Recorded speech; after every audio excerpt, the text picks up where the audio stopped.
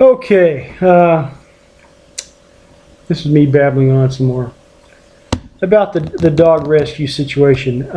If you're thinking about getting into animal rescue, pet rescue, specifically dogs, that's my experience has been dogs.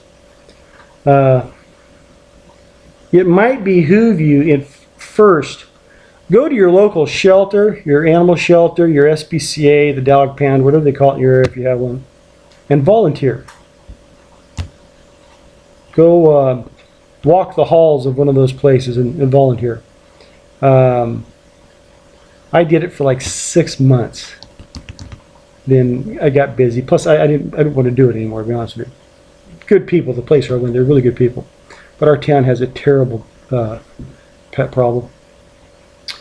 But what I see is if you go and you volunteer to rescue, you might get a lot out of that where you don't need to go home and do it on your own. You might find that your efforts are better used on that scale. You can help more animals, maybe help more people. If you're helping your community, it's less costly on you. But you might find that, or let's say you're in a situation where you can't rescue animals because of your situation where you live or whatever. Go to your animal rescue and volunteer. And a lot of times it's a free-for-all. You could go there once a month, once a week, every day. They'll take all the help they can get. And there's some rough aspects to it, but you're going to get the whole picture. You're going to see how dogs come in. You're going to see how dogs go out and how some don't go out. It gives you a bigger picture, and I think if you're actually going to do your own rescue situation, if you have that kind of experience, you'll be far better at it. I learned a lot from the animal rescue when I was volunteering there. That was a huge experience for me. I also got a dog from them. That's another thing. Some people go in to help at the you got to figure that out before you go. You have some kind of discipline because you're going to want to bring home almost every dog you see there. And you can't do that. You can't do that.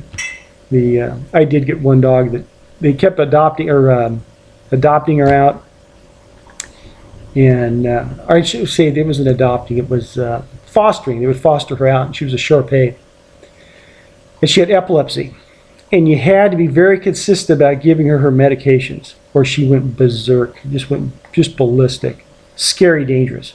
And she wasn't dangerous, but it was a freak show. And odd-looking dog. She was a female Shar Pei. She did not have the wrinkly face. She was actually the ugliest dog I'd ever seen, but her eyes were so beautiful. She's just stunning, just from her eyes. But outside that, she is the ugliest dog I've ever seen. I just loved her to death. But if you weren't consistent giving her meds, she'd have these seizures. She had seizures anyway, even with the meds. Anytime the weather changed, if the barometric pressure would change up, she'd go into just violent seizures, and she'd get sent out on a Friday. They'd bring her out on a Monday. She'd get sent out because people just fall in love with the look. She's just the sweetest looking thing you'd ever seen with these little eyes of hers. But she would come back. She'd have an episode and scare the children. Oh my gosh, this dog went ballistic, and blah blah blah. And they'd bring her back, and you could tell the poor thing was just going from home to home. And the third, fourth time, I finally went to the guys at the rescue. Said, "Listen, let me take this dog home. I'll foster. If someone wants her, keep her on the webpage. I'll bring her in. But let me take her home. I'll keep her. I'm good. I'll keep her meds up. I know how to do that. That's something I can handle that." And they knew I was kind of sweet on the dog anyway. And they told me, they said, "Listen, this dog's not going to live very long. We don't know how old she is. She's probably, 8, 10 years old. But the meds that she was taking were so powerful, they said eventually her organs are going to give out." And this was 2006, and they said she shouldn't see next year just because her breathing wasn't good and all these kind of things. I kept her alive until 2013, 2012, I think is when I finally lost her. And she didn't look real good when she left, but she died.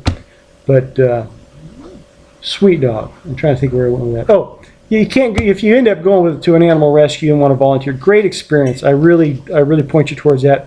because that's a good primer if you really want to get into something like this. You'll want to take every dog home in most cases, but you'll need to get over that because there's a discipline involved if you're actually going to help these animals. Getting a lot of animals that are going to burden you financially later is not going to do the animals you have any good.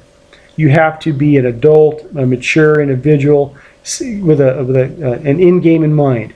You better know how many animals you can handle up front, assuming you're not going to get any support from anyone, any financial kind of thing or donations or whatever. You're doing this as an individual. Because if everything goes south, that's what's going to end up with anyway. You're just a person with a bunch of dogs.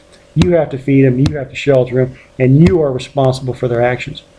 So you have to consider all that. What did I title this thing as? I can't remember what I started this with. Anyhow, I gotta go back and see what I started this with.